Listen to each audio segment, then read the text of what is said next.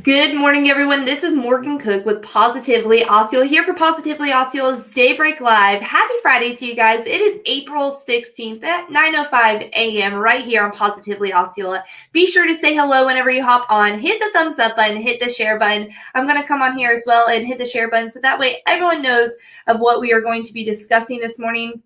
As you guys hopefully know, we have been doing a CRA series with the City of St. Cloud, and more importantly, Miss Antranette Forbes, who's the Economic Development and Special Projects Manager with the City of St. Cloud. Very thankful for them to give us this educational series to allow us to get further in depth when it comes to CRAs, giving us all the details. This is part 3 of the series, so hopefully you guys were with us the past few weeks as we've continued to go over the information and give you guys the educational resources that you need to learn more about the Community Redevelopment Agency, which is the CRA of City of St. Cloud. So let me know whenever you hop on. I'm going to come on here, like I said, hit that share button.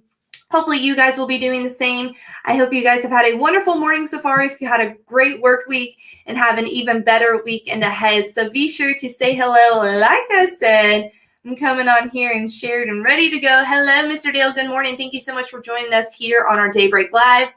And without further ado, we are going to go ahead and kick off our Daybreak Live.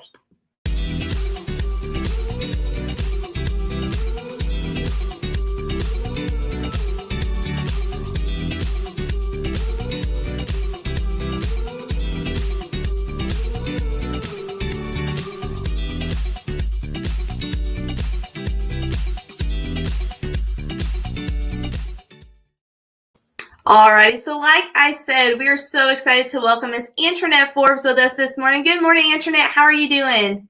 Very good. Can't wait to talk to you. Yes, ma'am. So today's topic on the CRA series is what types of things CRA funds can be used and what they cannot be used for. Like we've mentioned, this is part 3 of a 4-part series about the City of St. Cloud Community Redevelopment Agency, which is also known as a CRA, to kind of explain what CRAs are, how they are funded, what they do, and what they cannot do, and just overall answer some questions that the audience might have. So give us a quick little recap for our audience that may not have been with us in the past series segments to explain what a CRA is. Absolutely. Talking about CRA is one of my favorite topics because, as we mentioned, a CRA or Community Redevelopment Agency is really just a tool of economic development. And it's really designed in order to help reinvest in communities using the community's own dollars. So, as a short recap, the City of St. Cloud CRA was established in 2005 with 3 districts, the downtown, the Gateway, and Central District, all combined into one CRA area. The CRA is funded through TIF, or tax increment financing, which basically takes the incremental gains in taxable values and reinvests those in the specific area. So this week, I plan to talk about how we can use that money, what it can and can't be used for. Right, absolutely. So without further ado, let's go ahead and get right into it for our audience. What are CRA dollars allowed and not allowed to be used for? Yeah, let's jump right in. So the St. Cloud CRA master plan is how the CRA dollars can be spent in a nutshell. And so that master plan is intended to make the area more productive for business and commercial, entertainment, and even residential activity. And it's designed to support increased property values. So you foster development and redevelopment opportunities in order to facilitate zoning changes, physical improvements, and there's commitments that are made by the city and business owners as well as property owners to reinvest their dollars back into that area. So every CRA operates off of a master plan, which addresses the unique needs of that community. It's done through a series of public and or private partnerships. So the master plan outlines strategies to really strengthen the 3 districts and serve as a blueprint for all the activities in the area. So the expenditures must be in compliance with the plan, and in order to receive funding, strategy must be included in that plan. And you see, I keep reiterating the point that every dollar we spend must be tied to our plan. Right. So beyond that, there are limitations, though, of what the dollars can be used for. So CRAs can pay for things like capital expenditures. For example, the downtown revitalization plan where they did the streetscape improvements on New York Avenue. Mhm. It can be used for promotion and marketing events, such as the Culinary Bicycle Tour.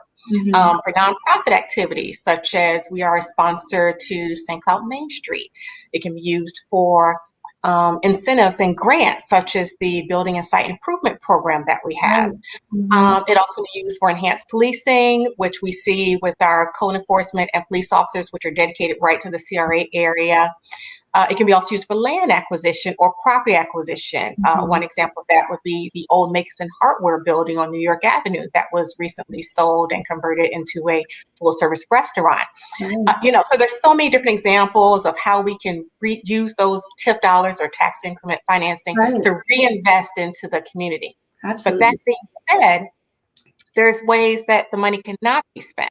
Mhm. So we cannot spend it on construction and expansion of administrative buildings for public bodies. In Mhm. other words, we can't use it to build a brand new city hall. You Right. know, we can't use it for general government operating expenditures. In other words, if we, for some reason, mismanage funds, we can't say, well, we'll just take some money from CRA in Mhm. order to cover that gap. It just unfortunately does not work that way. Mhm. We also couldn't use it, for example, to do things that were outside of our plan. So even if it was something that was considered eligible, such as, landscaping, let's say, for Right. example, or new signage. If it's not in our master plan, then we cannot do it. Mhm. That includes board salaries, or projects that are outside of CRA boundaries. Right. So, there's so many ways that we can use the money, but we Mhm. also have to be good stewards of it. And therefore, we can't just spend the money on every project, no matter how wonderful the project may be. You Right. know, can use it to purchase, for example, blighted historic properties or make Mhm. infrastructure and streetscape improvements, promote areas within the CRA, or Right. even to provide business assistance grants, because all those things are in our plan. Right, absolutely. It's kind of like you mentioned, there's so many things that you are allowed to use the money for, and it really does benefit and make a difference in the community. So, my next question for you is how has the TIF money benefited the St. Cloud CRA? So let's talk numbers, because in economic development, everything's about numbers. We follow the data. Mhm. So just in 2020, the CRA invested over $151,000 in Mhm. funding to private organizations in the form of grants to rehab or rehabilitate and renovate properties in the downtown district. We also provided grant funds in 2018 and 2019, and those grants realized an average of 33% increase in property assessed tax value. That means that it contributed 15% increase to the CRA districts, or the way I like to follow the money is a $13 million increase in property value just in 2019 and 2020. Right. So, you really get to see not just the physical impact, but also the financial impact of how CRAs can really help an area. Absolutely. The implementation of that master plan, it really requires a coordinated effort between, the city, the CRA, local businesses, property owners, Right. residents, the community as a whole, because it contains so many projects that are not just public projects, or they're not just private projects, but they're really joint ventures between these multiple entities in order to really renovate the area and what's called eradicate slum and blight. Right. So it's important for us, to really look at the CRA as a long range planning Mhm. um, solution, if you will, to really impact the overall vitality of the area. Right. CRAs go for a 30-year life cycle. Mhm. And then at the end of that life cycle, it can be reevaluated of whether or not it needs to continue. But the goal of it is to be able to look back and see the improvements that were done Mhm. from the time that was started, from the time that has come to a sunset term. Absolutely. Well, we're so thankful for all of the education that you have brought to us with the CRAs. Now, there's lots of information to also be known with this, but if someone's looking for that information or maybe just information about the city of St. Cloud, where can they find that information? So they can go right to our website. We're at stcloudorg.com, and excuse me, stcloud.org/CRA, or you can send us an email at cra@stcloud.org. Awesome. Well, thank you again so much. This has been such a beneficial series with the city of St. Cloud. You guys have provided ample amount of information when it comes to CRAs, making sure our audience is well aware of how they work and what they can and cannot be used for. So thank you again for taking the time to talk with us. We look forward to continuing this series. We're going to be coming out to you guys here soon, that within the next week, to talk further and continue on with our CRA series. So thank you again, Ms. Antranette Forbes, for joining us this morning. Be sure to visit the website if you have more information and you're looking for more details about CRAs. To close out this morning, this is Morgan Cook with Positively Osceola, here with Ms. Antranette Forbes, the Economic Development and Special Projects Manager with the City of St. Cloud. And together, we're making a positive difference in and around Osceola County. Bye, guys.